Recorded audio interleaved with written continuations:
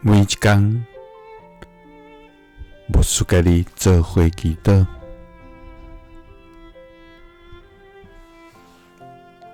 今仔日是2月17，箴言19章17節安尼講：人民送向人的，就是祝福耶和華。伊要照伊所行的好事來行伊。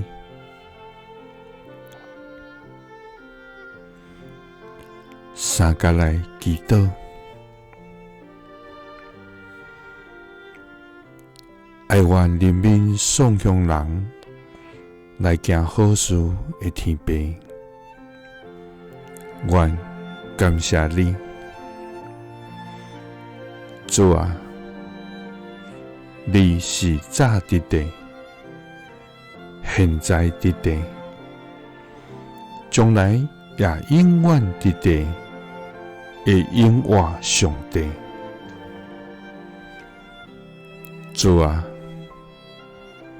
你的聽是何等的長、闊、懸、深，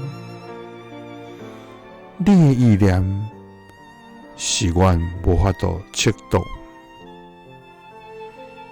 你的信息達到穹蒼，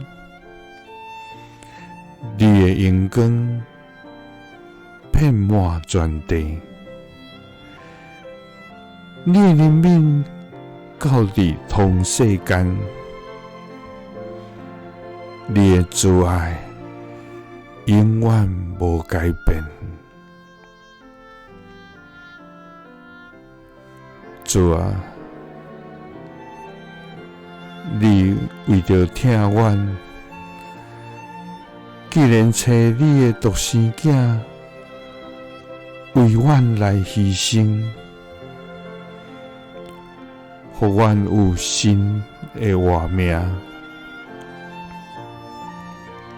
這極大無比的疼，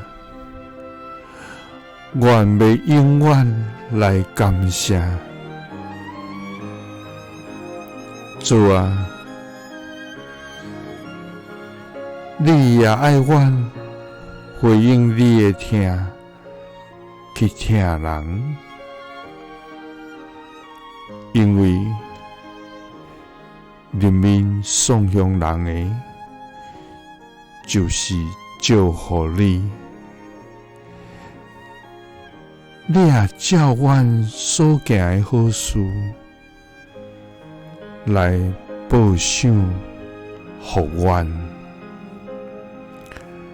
祈禱是奉主耶穌基督的聖名，阿們。